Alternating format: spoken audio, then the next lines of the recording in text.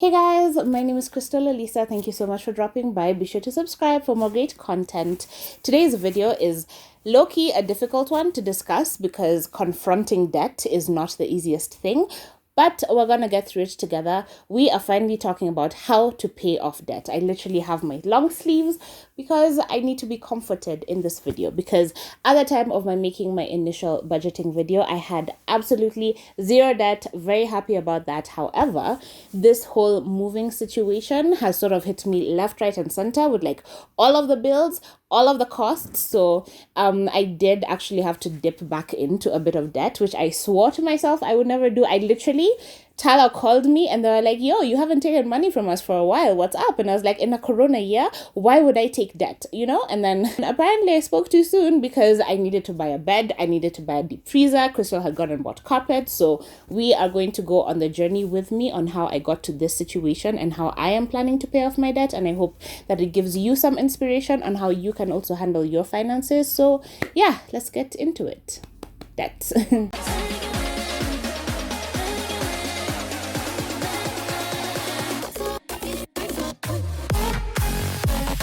Okay, so this video is low-key going to be freestyle just because it was stressing me out even deciding to make this video, because it's always easier to make videos when it's after the fact, when the debt is like behind me and I can discuss how I have gotten out of it. But I will be talking to you about how I got out of my earlier debt, like in 2018. That was my year of just doing stupid things and I finally like worked my way out of it.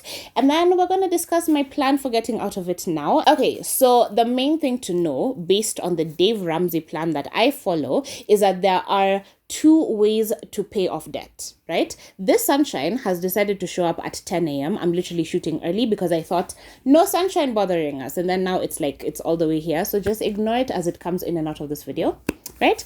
But basically there are two main ways to pay off debt. So you can do the Dave Ramsey method, which is the Snowball Method, which is where you take the smallest debt, pay that off, and then work your way towards the biggest one. So the way it works in like America and like abroad is that you have a credit card balance of maybe 100,000 shillings, right? Even here, actually, credit cards work the same way, right? So maybe you owe 100,000 shillings, but they tell you your minimum payment for this month is 13,000 shillings. So if that is your smallest debt, the 100,000, maybe you have 100,000 credit card, and then you have 500,000 car, and then you have another like 800,000 loan. So you would start with the credit card one. So you would pay whatever the minimums are to begin with. So minimum 13,000 shillings per month for the credit card one. Then maybe 40,000 shillings for the 500 one, and like 30,000, and I don't know, whatever amount you would be paying as a minimum, like as a monthly payment for the other loans, you would keep that consistent and focus on the smallest one. So you would pay that 13,000 shillings and then you would add to your budget. So either you'd get like a second job or a side hustle, or you would cut down your budget kabisa to like create a bit of room there. So instead of only paying the 13,000 shillings, maybe you'd pay an extra 13,000 shillings. Then you would get done with that credit card debt twice as fast. I hope that makes sense. So instead of only paying 13,000 towards 100, you'd be paying 26,000 every month, or however much you can manage. You just throw in any extra cash towards that credit card until you have it paid off. Then you close it and never get into debt again. Okay, the point is to never re-enter that debt. So you never want to pay off the 100 just to go and spend another 100. Otherwise it becomes a soul-sucking cycle, right? So in the Snowball Method, you start with the smallest one, because now once you have paid off, you see now, because you're budgeting, you've created more room in your budget. So let's just say really optimistically, you freed up an extra 13,000 shillings. So now you're paying 26,000 towards that 100,000. In 4 months, you see how little time it takes? In 4 months, you would be done with a whole 100,000 shillings. That was going to take you 8 months, almost a year to pay off, correct? So now that you're done paying off that 100,000 shillings, you now magically have 26,000 free in your budget. So you would take that 26,000 shillings and add it to your next smallest debt. So in this scenario, it is the next 500,000 shillings. So maybe you're paying 40,000 a month until you're done with the 500,000 shillings. Now you would continue paying that 40,000 a month, but you would add on the 26,000 26 that you have now added to your budget, because now you're no longer paying the 100,000, you have an extra 13, and then the 13 that you had freed up before. So that's 66,000 shillings going towards a 500,000 shillings. And then you're able to like get rid of that debt even faster than you would have been able to if you were just paying the minimum and continuing with like the normal term of the debt, right? And as you're doing this, you're still looking out for side hustles. You're still like picking up extra shifts at the office if your office works like that. If you get overtime, you're doing tons of overtime. You're doing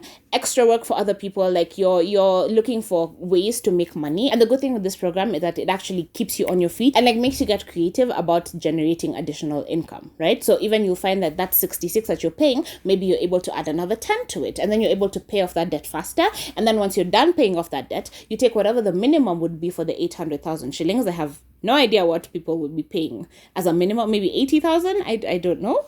But you would take whatever that minimum is, let's say like 50,000 for that 800,000 shilling debt. And then you would add the 66,000. So now you've been paying on it all along. You're not defaulting on any of these debts. So you have been paying the minimums and you have been reducing it. So it's not going to be 800,000 shillings anymore. But you see, once you add 66,000 to 50,000 shillings, you're able to knock out that 800,000 shilling debt very, very quickly. So that is how you snowball your way out of debt, and then you remain out of debt because you have worked very, very hard. The first getting out of debt took you 4 months. The next 500,000 could have taken you another 10 months maybe. My math is not right. I'm not even bothering to try to do math right now. I'm just like giving you a ballpark idea so you can understand the concept. I hope that makes sense. So the second one may have taken you an additional 10 months. So that would be 15 months that you have gotten out of your first two debts. And then now the 800,000, maybe you had paid it down until like 550,000 maybe. Then it only takes you 5 additional months with 106,000 shillings to get out of that debt. So in total, you can map it out from the beginning and say in 20 months, I will be absolutely debt free. And then you have a goal to work towards, you have a target to work towards, like you have something to look forward to, that like by December next year, I'll be out of this debt or I'll be out of that debt. And then you see, it's easier for you to keep going because you have that target date in mind. Now, that is the snowball method where you start from smallest to largest. Now, the avalanche method is another one that a lot of people like, just because you start from the highest interest debt to the lowest interest debt. So the reason we Dave Ramsey people don't really advocate for the avalanche method is because you might find that the debt that you have that has the highest interest rate is the 800,000 shilling debt. So you see, it's harder, it will take you longer to focus on that 800,000 shillings, whereas you could have focused on the 100,000 and gotten it knocked out and then gotten that ego boost, like that morale boost of being able to say, I've paid one off, I can do this, versus 800,000, then you pay off maybe 300,000 and then you start to lose steam and then you get back into your bad habits and then you get back into debt and you're not feeling as motivated to like find side hustles and like extra sources of income. So it's all a psychological thing. Like debt is never about the numbers, it's about the psychology of it. So if you can psychologically get yourself out of the mindset of like acquiring more debt and into the mindset of I'm paying off this debt, I forgive myself for whatever past mistakes I have made and I'm not going to get into more debt, then it's more likely that you'll stick to the program, right? Because yeah, debt is an emotional thing. And that is why this video was so difficult for me to make, because now we're going to be discussing my debt, because I feel like my videos lately have been running quite long, and every time I sit down, I'm like, oh, this is just like 10 minutes, and then we end up sitting here for like 40 minutes. So yeah, I want to sort of give you a quick one on debt that's very thorough, but still very quick, you know? So my situation, I've mentioned in one of my recent uploads, which is the cost of moving video, that the cost of moving is actually quite expensive, quite high. And the thing is, I was telling myself that since I gave them August and September, so they can move out at the end of September, that I would have more than enough time to like save up and cash flow this move, correct? And then I was hit out of nowhere with the most perfect bed that literally the bed of my dreams, the guest room bed of my dreams, because I wanted a 6x6. This was even better. It was a 6.5x6. So it's a super king by Kenyans, by I think anyone's standards. I don't think 7-foot beds have made it onto this continent. So this is the biggest possible bed I can get. So I'm just going to be referring to the bed as a super king. So the super king cost 30,000 shillings. And I saw this bed, I think it was like mid towards the end of August that I saw this bed, and I was like, this is a little bit too early, just because I knew for a fact I was going to be moving in October and I don't have space for it here. So then I'd have to ask my aunt to like keep it in her house for me, and they're very, very kind and like generous. So it is actually currently sitting in their guest room because I genuinely just don't have space for it in this house. But that was part of my concern, is that, is it too early for me to be like buying a bed? Is this just like the devil trying to tempt me? And then eventually I realized, no, this is actually God. This is God guiding me, that I'm like the first one that saw this post and I'm the first one to reach out. So I sort of have first dibs on it. So yeah, and she wanted a deposit, and I'm like, I don't pay deposits. Like, it's like sometimes it's literally do as I say and not as I do, because I tell you to never pay deposits in those groups. I took her name and I researched her in all the groups. So I saw that she actually had a successful sales history in those groups. There's no one who's complained about her that I paid her deposit and she's not answering my phone calls or anything like that. So yeah, if you are going to feel the need to pay deposit, make sure you actually thoroughly research the name that the person is using to talk to you, because people like use pseudo accounts to like scam people, and it's a whole thing.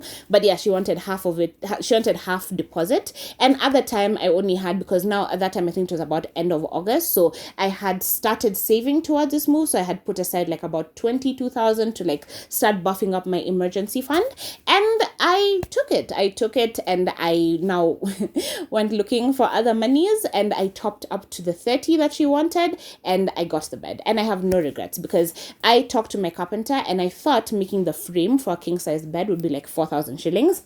Turns out it's 15,000 shillings, so that's fun. And I was planning to make the frame for like 4,000 shillings and then buy a king size mattress, because I really wanted a king.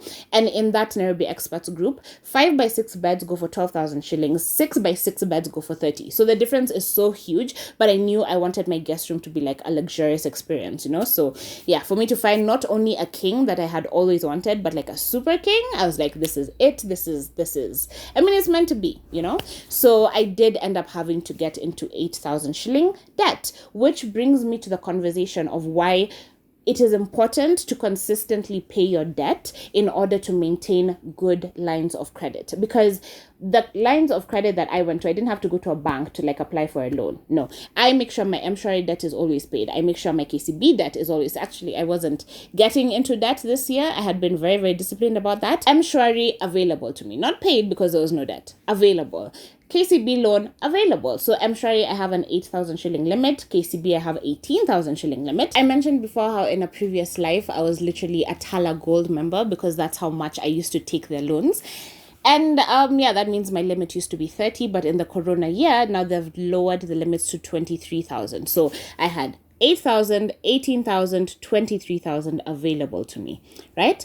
I'm telling you this because I have maxed out all of them. It's not even funny. These moving costs have gotten a little bit out of hand, and they're still continuing to be a little bit out of hand because there's still so much that needs to be done. So it is sort of making me have to really have a conversation with myself and be like, was this the smartest choice? Is this opportunity cost actually worthwhile? And I feel like it is a high initial investment, but in the end, it will definitely pay off with like my peace of mind, my happiness, my soul, my flourishing, my all of it, you know?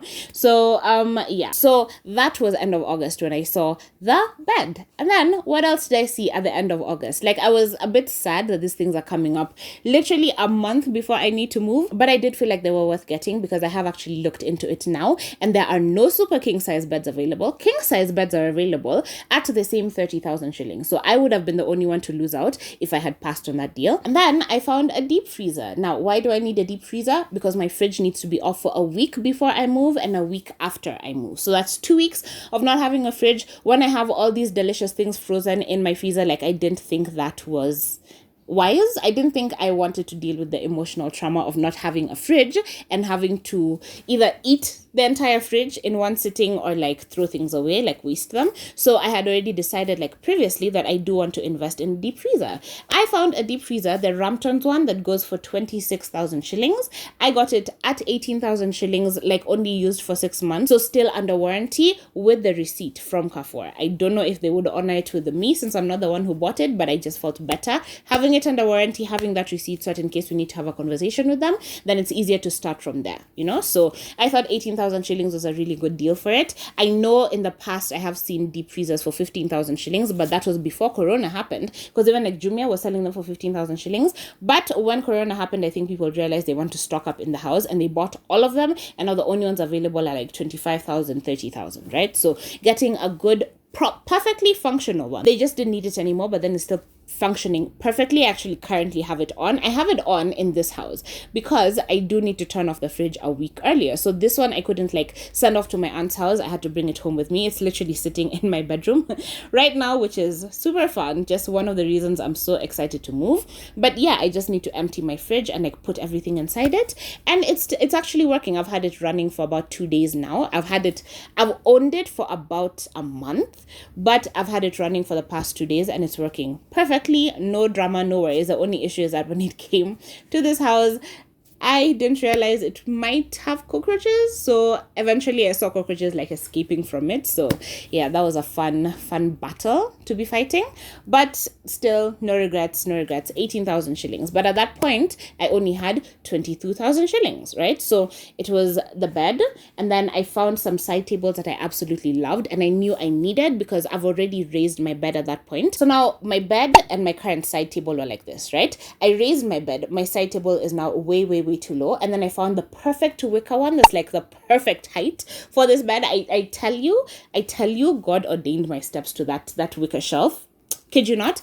And it was only 1,500 shillings. So I was like, if I lose out on this now, there's no way I'm gonna get the exact same beauty in a timely fashion, like when I want to move. So I was just like, you know what, it's worth it. As much as I don't actually have cash, I feel like it is worth it. And one thing that I will say is that when I am taking loans from these places, you see, I had the 22,000 shillings. So the first one that I took was the 8,000 Mshwari one to like fill that gap, sort of, just so that I can get the bed, right? But then that 22,000 shillings was my buffer between the end of August and the end of September. So I don't like to be left cashless. So in that situation, like if I was taking the KCB one to like meet that need of the bed, I would take the full amount. So my full potential loan amount is 18,000 shillings. I wouldn't just take the 8 to like meet this gap. I would take the full amount, because the thing is, if you take the 8 and then you end up needing money tomorrow again for something else, then you'll find that the interest that you pay on that additional 10 is higher than what you pay on the 8, right? So you'd rather take all of it at once and then just accept that I'm going to pay 1,000 bob in interest this month.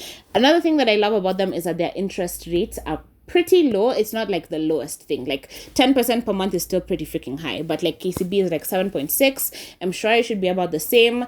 Tala, in my golden days, in my best days with them, it was 5%, which is still a really good amount. I mean, it's horrible because these are basically payday loans, which is why I didn't talk about them when I talked about the 100,000, 500,000, 800,000 loan, because these ones you have to pay them in full at the end of the month, right? So wow, this was supposed to be a short video and we have just been going on and on. So long story short, I ended up having to take a loan for the bed.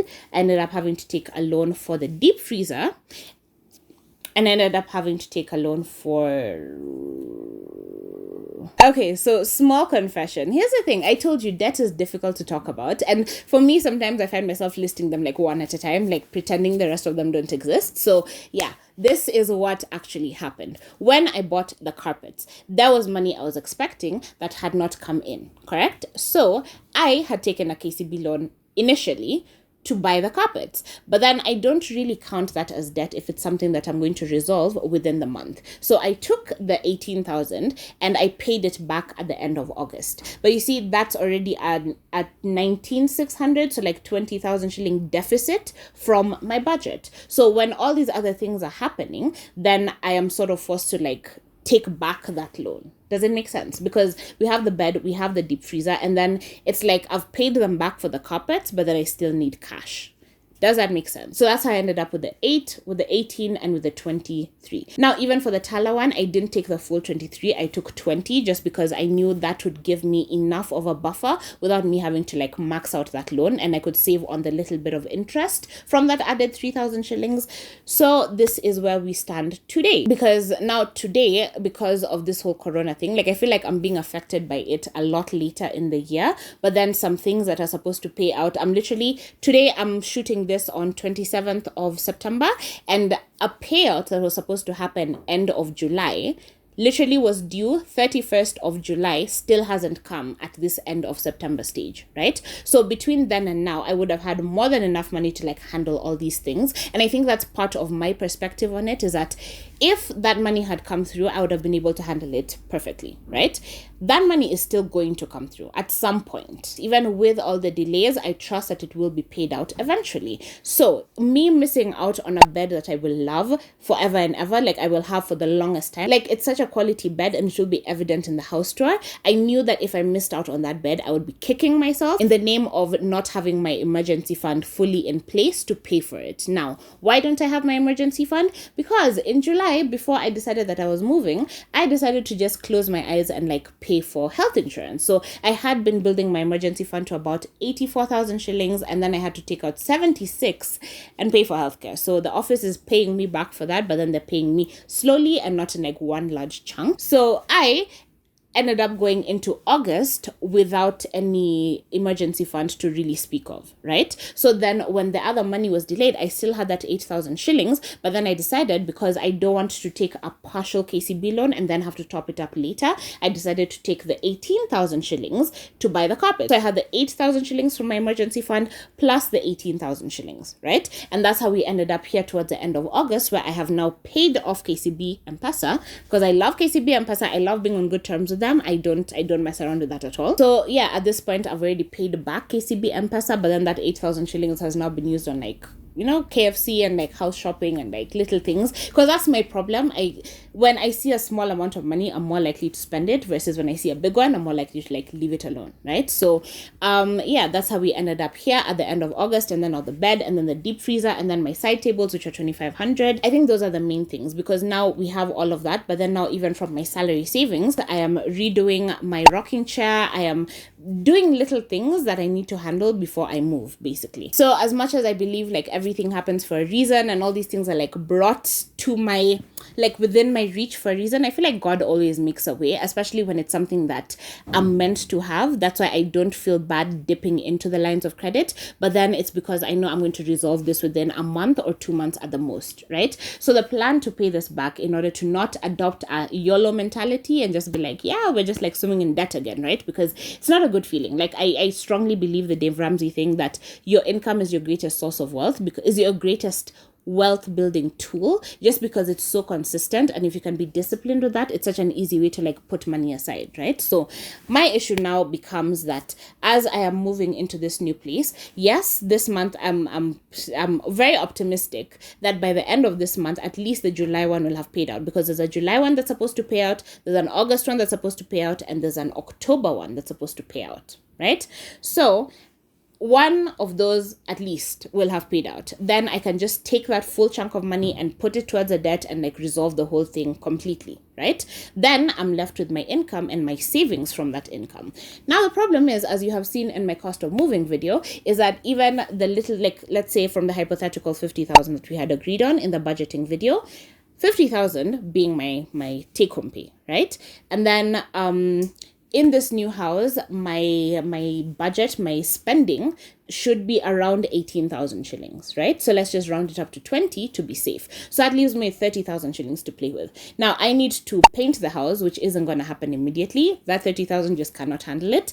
I need to install an instant shower, which is 20,000. I need to buy a shower head, which is 2,700. I need to pay for the labor for that, which is another 2,000 shillings. So that's already 24,700 shillings, and that's not all I need. So hypothetically, working off of this 30,000 shillings that's left in my budget, it's not enough. I mentioned all of this in like my cost of moving video, but basically I need to change the locks in the house, and I'm conservatively estimating that to cost maybe 5,000 shillings. I want to get like a 9,000 shillings solar solution, because I've been reading like the chats in the community group, and the power seems to go there quite a bit, and I need to not be offline from work at all. So that's another 9,000 shillings. I also need to pay for internet, which is another 2,900 shillings. I also need to pay back the deposit for the tenant, which I've calculated minus the labor paint cost and the current cost of water that they haven't paid, like the backlog. It should be around 16,000 shillings. And then the actual cost of painting, which is about 15,000 shillings, because I don't feel like I have enough happiness inside me to sustain me in a yellow house. But I feel like I'm gonna have to just suck that up because that is such a huge chunk of my budget that I cannot afford. So the way that I sort of plan to combat this, because my grandparents are coming to visit, I do believe they will drag me out of town with them, and I will be a very happy, willing captive, because being out of town will stop me from needing to spend a few of these things. I'm not really sure what yet. Like, I'm trying to talk myself out of buying the instant shower just yet, like the 20,000 shilling one, just because if I'm not there to enjoy it, there's no point in like paying for it. But then I feel like if I have the electrician there, I just kind of want him to get everything done. Like, I don't want to have to like be crossing out, like out of the master room into like the common guest area to like have my shower and like be passing by. Like, I just, it's psychological, and it is definitely a want, not a need. But I feel like I think I need to make that happen just to make myself more comfortable in that house, because first, it's a yellow and orange and like very bright and like happy and colorful house, but it's not me. So until I'm actually able to afford to paint it and like make every corner feel a bit more me like, then I feel like I really want that instant shower situation, because then with the instant shower, then I'm able to make use of the bathtub, and the amount of soaking I am planning to do, it's not even normal, it's not even funny. So yeah, so even if I leave, whether or not I'm staying there, I'm still gonna end up paying 2,000 bob for electricity, because now I have a fridge and a deep freezer, so we do not take chances with electricity running out, right? So in total, that's about 74,700 shillings. I've actually done the math this time. 74,000 shillings just to move into that house. Like, it is quite an expensive initial cost, and I did not think that moving would be this expensive, or I feel like I would have given myself more time. I feel like I would have said maybe January is when I'm moving in there, right? But I feel like everything happens for a reason. There's a reason I felt so antsy and like bothered by the fact that I'm not living there. I feel like having my grandparents coming to visit to like help me like just have a better end to this year, because this year has been weird and like stressful, and I am the biggest homebody of them all, but I still feel like this year has been a bit taxing, so yeah, I'm done feeling like I'm in prison. As you can see, the sun is finally back, and I feel like if the sun had been there when I was trying to make this decision, it would have been easier for me to like wait a little bit longer versus feeling super stressed that I have to wait 2 months just because it was so cold. There was no sun directly here. Even putting my rocking chair outside like made no difference because I wasn't getting any sun. And for me, I feel like I am a solar battery. Like, I need to be charged up with like the sun to have energy to like get through life, basically. So now I'm really glad it's back, but then there's nothing quite like direct sunshine, and I'll have a little yard that I can have sun in. So the better.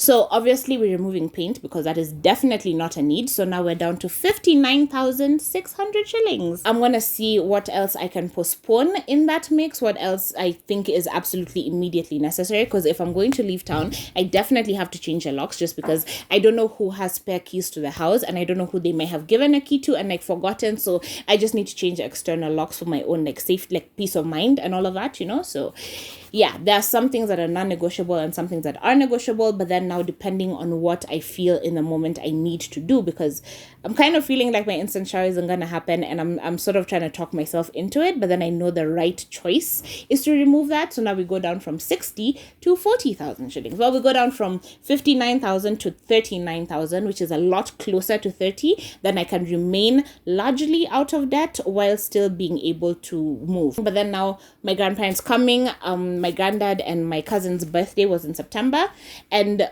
I promised that I'd have cake waiting for them when they came here so that we could celebrate together. So you see, that now takes me outside of my budget, but that's like part of my living. Like, I can't stifle everything because I still need to be able to like flourish in this world that I'm building. So I do want to buy them cake, and that's like 3,000 shillings. 30,000 I would turn to KCB M-Pesa and take a full 18,000 and not just try to take the 9, because I think that's all I need, and then something else comes up and I need to dip back in there. I hope that logic makes sense. So that is basically my thought process. I just thought I'd come here and basically do a brain dump of everything, because I was actually not going to talk about this, but then like I've been having like sleepless nights and like waking up in the middle of the night like restlessly. So I feel like that's what was bothering me. And once I like wrote it down and like put it down on the schedule of like videos to shoot, I sort of felt like a weight off my shoulder. I feel like I hate keeping secrets, and I feel like now I'm being open and honest with you that yes, I have dabbled back into debt. debt, but we can get out of this together. So like, let's do this together, right? So debt is not easy. Debt is not fun to confront or talk about, but it is important to like write it down and like confront it and be like, you know what, you are an issue. It may take me 3 years to like be done with you, but at least we have you on paper and we have a plan that we are working through, right? So snowball method is what I advise you to do. Snowball method does not work for payday loans, which is exactly what this is, a loan that you have to pay at the end of the month. So the way, actually, yeah, before I finish this video, let me tell you, the way that I paid off my debt before is, take that 50,000, that is my salary, right? So with Mshwari, I took 8,000 shillings, so I owe 8,600 shillings. With KCB M-Pesa, I took 18,000 shillings, so I owe 19,600 shillings. With Tala, I took 20,000 shillings, so I owe 22,60, and I'm earning 50,000 shillings, with 25,000 shillings being the amount that I can survive on for the month, right? So I have 25,000 shillings as a buffer. What I would do is, first of all, you have to pay them all back in 1 month. So go through the cycle, pay back the 22, take 20. Don't take 22, because then you'll be paying back 24 when you finally come around to it, right? So understand that the cost, that extra thing on top is your, Dave Ramsey calls it the stupid tax. So take that interest that you're paying as your stupid tax for the month, accept it, forgive yourself for it, accept it as part of your budget, and like keep it moving, right? In this month, I owe 50,000 shillings, but I have earned 50,000 shillings. So step one that you do is cycle through the payments, right? So when you get your money, before you pay any of your bills, pay off the biggest one first, which is the Tala one, which is 22,600, not 2260. 2,600 for the Tala is your stupid tax. 1,600 for KCB M-Pesa is your stupid tax.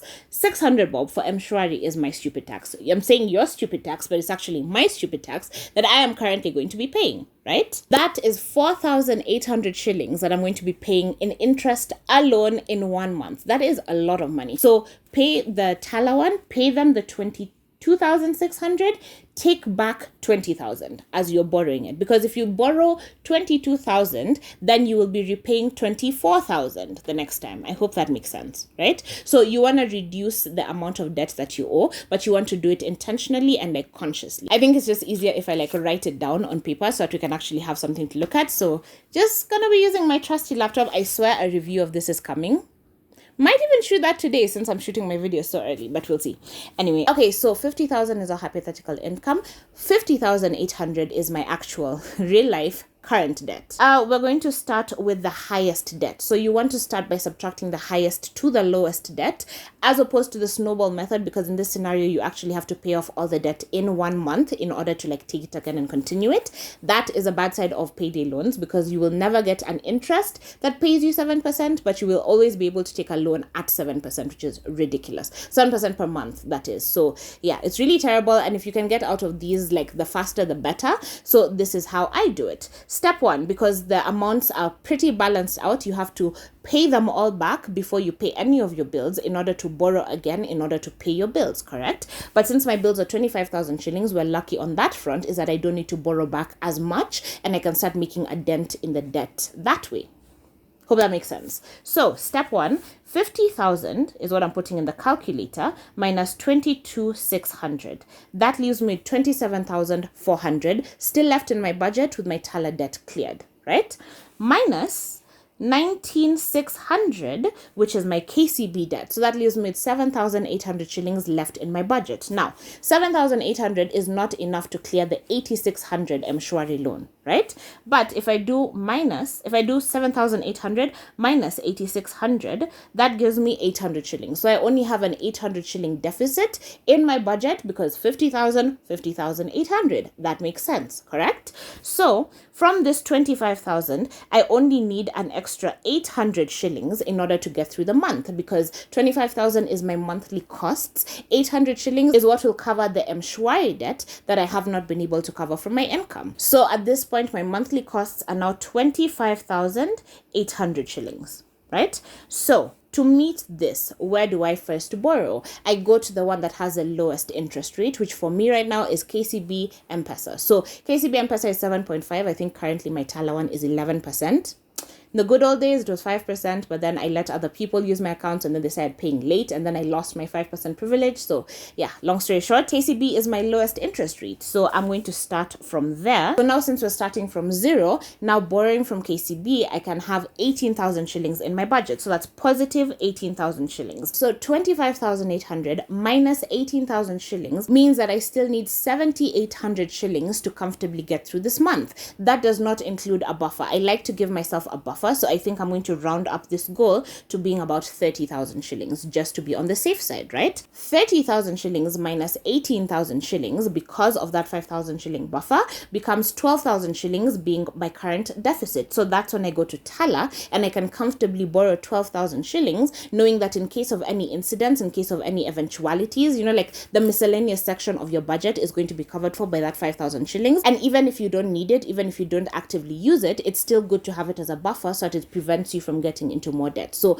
maybe my gas randomly gets finished. Maybe, God forbid, someone hits my car and it has to go into the garage and I have to like Uber home. You know, like little things like those can come up that are unexpected and unplanned for, but necessary expenses. So I think 5,000 shillings as a buffer is a pretty fair amount. At least it will push you a bit as you figure out what to do. That means not only have I paid off my Mshwari loan completely and in full, and I'm not taking it again, I have also sort of halved my Tala loan. So the next Tala loan that I repay will not have an interest of 2,600. It might be 1,000 and something. I have to go into the app and do some math to figure it out, and I'm just not interested in that. So should be about 1,300 shillings, which is a lot less stupid tax than the 4,800 that we have paid this month. So you're seeing that your stupid tax is going down and down, because 18,000 shillings, the interest is still going to be 1,600. But now with this new Tala one, it might be about 1,300, let's say. And 1,600 plus 1,300 is 2,900, which is half of your stupid tax from the previous month. And then this is all for month one. So stupid tax, as Dave Ramsey calls it, and I completely agree, because this is the tax of not having your emergency fund, which is a stupid move on my part, on our part, on everyone's part. So yeah, this is stupid tax, and that is now 2,900 for this upcoming month that we have budgeted for. So for the next month, now our total debt will be 30,000 shillings, but our total needs will be 25,000 shillings. And that's how you gradually reduce it. So let's actually write it out so that you can get a visual representation of how one can go about getting out of this debt. Now, I say that just because my situation is a bit different. So I do have a separate payment coming from my income that I'm going to take the whole chunk and just throw it at that debt and try to leave it alone and not borrow back from it again. So the way I'm handling it is going to be different, but these are actually my real debt numbers. So hopefully it can help you understand how to handle the bigger loans as well as the payday loans. So in this new month, you owe 19,600 KCB. Tala, let's say 13,300, 32,900. That makes sense because stupid tax is 2,900. So this is total debt at this point, right? So now you're still earning 50,000 shillings at the end of the month. Take home. So 50,000 shillings, you pay off the 19,600, you pay off the 13,300. What does that leave you with? 17,100 shillings. Now, with this 17,100 shillings, if you can squeeze yourself in that month and use that as your budget, then you are home free, you are debt free, and you have learned a very difficult lesson that you will hopefully never repeat again. However, because you don't really want to affect your lifestyle too much, you've just accepted that you're going to be paying stupid tax for another extra month, then you can still create that buffer and go all the way up to 30. But you see, the amount that you need to borrow in order to reach 30 is significantly lower. So if I take this 17 and I subtract it from 30, that means you need 13,000 to get through the month with a 5,000 shilling buffer. Now, one of the things I haven't factored in is that your 5,000 shilling buffer from the month before should still be somewhat intact. So maybe you had KFC once just to treat yourself. So maybe you have 4,500 shillings left of that 5,000 shillings. Even if you have 2,000 shillings left of that 5,000 shillings, you can still avoid borrowing covering the full 13,000 shillings by using part of whatever is left over, carrying it into this month and adding it to your budget. But let's assume emergencies came up and you had to use that full 5,000 shillings. I would get this again from KCB because it is my lowest interest loan, correct? So let's assume that the interest on this would be like 1,000 bob. Now you have effectively reduced your stupid tax to 1,000 shillings from 4,800 to 2,900 to now 1,000 shillings. And you've also reduced the amount of debt that you need to pay off to only 13,000 shillings from 50,800 shillings. Do you see how we've gradually gone through this in order to like empower you to still be able to like live your best life after you've created that budget that you're comfortable with? So 25,000 is a budget that I'm comfortable with, 5,000 bob as a mini emergency fund that I'm like borrowing to have, which is still not ideal, but in this case I'm still giving myself the opportunity to like not be stuck and not force myself back into debt because I'm like in denial about my actual needs, you know? So now this is 30,000 shillings that you have for this month that will comfortably get you through it. So now month 3 is where things start to look up, is where you actually become debt free. And this is how you do your debt free projection. So you say like in 3 months, I will be completely debt free, as these calculations are about to show you, because you're still taking home 50,000 shillings. So right off the top, your interest on that might be like 1,000 shillings. So we're going to say you're going to pay 14,000 shillings back to KCB M-Pesa. That leaves you with 36,000 shillings to put away and spend not really as you please, because the reason you got into this debt to begin with is because you don't have an emergency fund. If you haven't watched that video, I will link it somewhere in these cards that are on this side.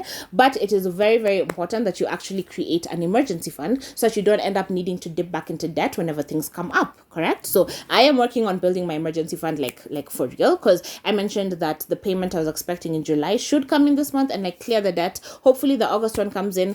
Anything that comes in, I'm just putting it aside, building up my emergency fund, because I'm increasing it from 100,000 to 200,000 just to cater for like random renovations and like different needs that come up in the house. So in this situation, your actual budget is still 25,000 shillings. That 5,000 bob was just so that you don't feel stuck. So because finance is a psychological thing, as I have said a million times in this video. So for you to psychologically be okay with throwing that much money at debt, you need to know that you've held on to enough that in case you're in a bind, you don't have to go borrowing from people, correct? So now that your money is actually yours, now that your money is not going towards payments, it feels a bit more comfortable to now say 25,000 is what I'm living off of. That 11,000 extra is going towards my emergency fund, and we're starting to build it up. So this month we've built up emergency fund of 11,000 shillings. Next month, hopefully we're smart enough to also continue living on 25,000 shillings and be able to put aside another 25,000 shillings. That gives you 36,000 shillings in your emergency fund, and that is how you gradually build it until you have a fully funded emergency fund of whatever amount actually works for your situation. My situation in this case scenario was 100,000 shillings at this 50,000 shilling salary, at this 25,000 shilling expense rate. So for me,